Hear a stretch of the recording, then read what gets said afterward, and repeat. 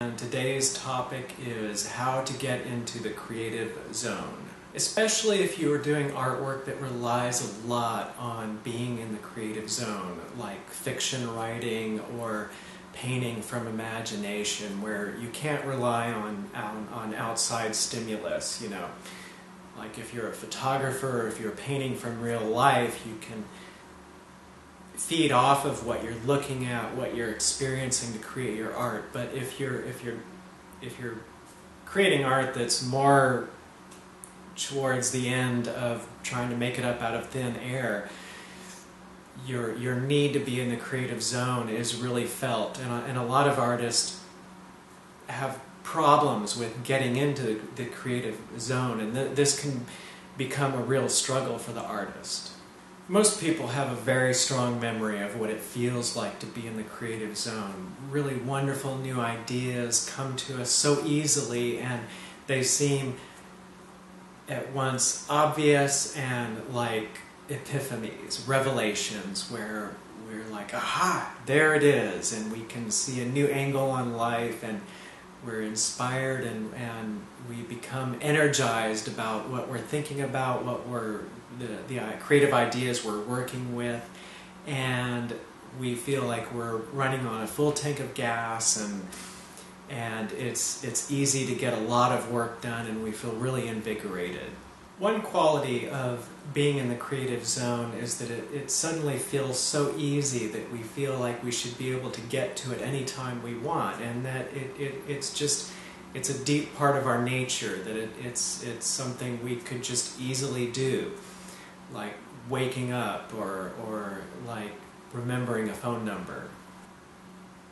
This idea that it should be an easy state to get to all the time and always there waiting for us is also reinforced when we see children at play. They get into the creative zone so easily, and they're inspired, and they come up with all these great original ideas so easily that veteran artists are often envious of children's ability to get into the creative zone.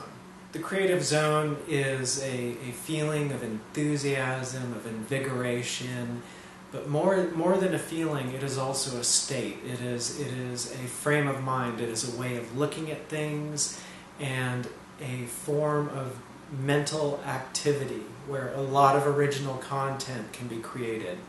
If you're really interested about making the creative zone a big part of your life, take out a piece of paper and write this down. Practice art to get into the zone, not get into the zone to practice art.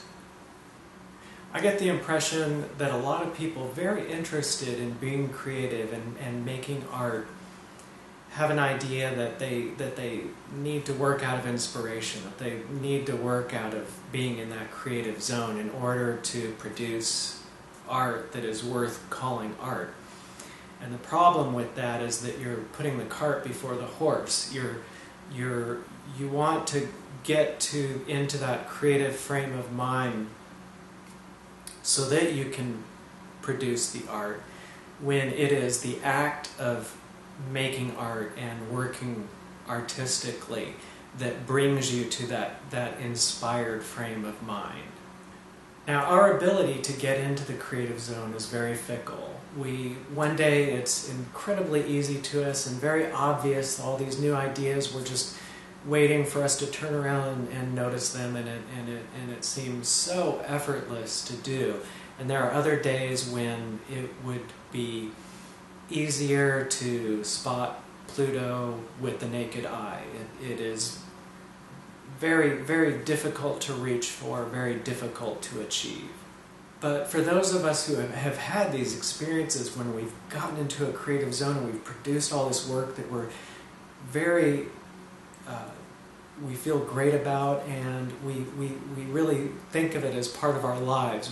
This is what we want to live for. This is what you know, one of the cornerstones of a worthwhile life, and we want to make it a really big part of our life. But what happens when the next day we show up and we can't see Pluto? We can't it isn't there. New ideas aren't coming to us. We can't pull new stories out of thin air. So first and foremost, what you want to do is you want to create an artistic ritual. And this is something that you do routinely, regularly, and it is defined by clear rules that you can look at, write them down, tape them to your wall. I knew a writer who would write one new line each day, and once a week he would go to an open mic and he'd read the 7 lines that he wrote that week. And that wasn't the only writing he did, but that was his ritual. That was something that he did no matter what. And when he read the lines, it revealed that you know, very often he was writing from not an inspired state of mind, but it is through the practice. It is through the when you're not just sitting there being creative in your mind, but when you're actually going through the motions, when your hands are moving, where you're actually making something, changing the physical environment you're in artistically, and you do it regularly. When you are doing that real world physical activity, that is the practice you need to establish in order that will bring you to the creative zone more often. And if you make this, if you do a creative activity like this as often as you eat a meal, or as often as you go to sleep at night, then it is part of your life. Then it becomes part of you, part of your mind. And what you are doing, if they're just not thinking about working creatively, will end up stumbling onto the creative zone every once in a while. But if we're doing a practice, then this is something where we can it is through that practice that we can bring ourselves to the creative zone more and more often. If you're not dependent on the creative zone in order to make your art, then you're able to put the horse in front of the cart. Then you are able to make your art, make your art, make your art, and use that activity to get to the creative zone. So this becomes one of those Zen things where if you want to get to the creative zone, you have to stop wanting to get to the creative zone. It isn't exactly like that, but in the long run, it's a lot easier to give up the creative zone as your goal and make it your goal instead to create such a solid habitual practice of art that you can optimize how often and you can get to the creative zone and how long you can stay there. Decide ahead of time that, let's just imagine that you practiced art every day faithfully and you still didn't get into a significant creative zone for a year, for 2 years, for 3 years. Decide ahead of time that that is just fine, that the really important thing is that you make it part of your life, who you are, to practice art and do so regardless.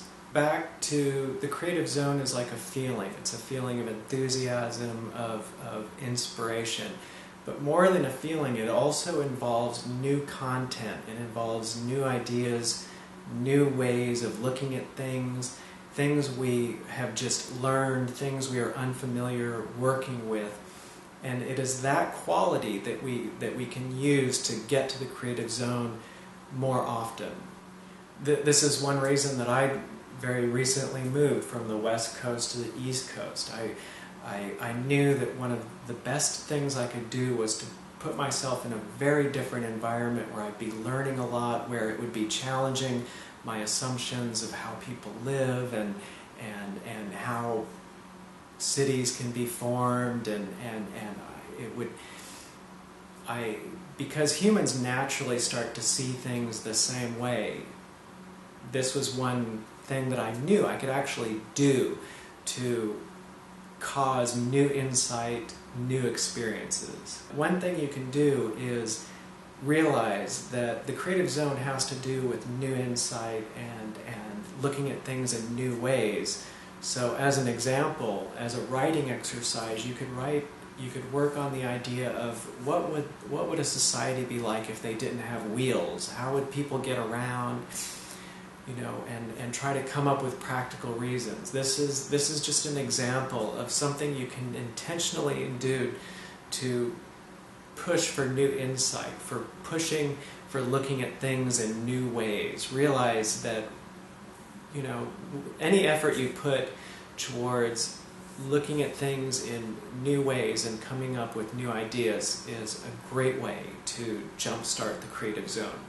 Another great way to achieve the creative zone more often is to learn. Make learning a big part of your life. That encourages creativity amazingly. If you read about, you know, the other night I was reading about how there are these places outside of our planet where, because of the magnetic field of our planet, there are like these accelerated electrons that could play havoc on satellites' electrical systems, and just reading about it painted for me this new picture of reality that I could take that and I could apply that towards an abstract painting.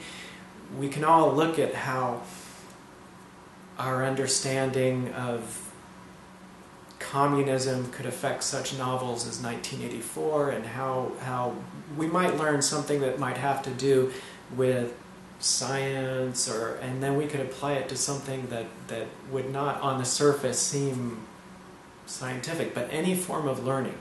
The world is, no human could ever live long enough to learn all there is to learn and to know all there is to know. So we are living in a world that is just waiting to find mystery after mystery unlocked, and by making this part of your life, you are in a place where you are learning new things, and you wake up to the amazing richness and the layer upon layer and upon layer upon layer of the mystery of existence. And by getting in that frame of mind, we are more like children who are discovering the world for the first time, and they hardly ever think out of some assumptions, because they haven't made assumptions yet. And for them, they are working with the real facts, the real material, because they have not gotten into patterns of thinking about things in the same way all the time, which is a part of human nature. And anyone, no matter how creative you are, will continually fall into thinking about things in similar ways, and it takes a conscious effort to continue to realize that there is no end to discovery. At no point have we learned all we need to know about the world around us. I could think of several more tips about how to get into the creative zone, but I'll leave you with one last one for this video. Any predominant emotion you are having, you can use that for your creativity.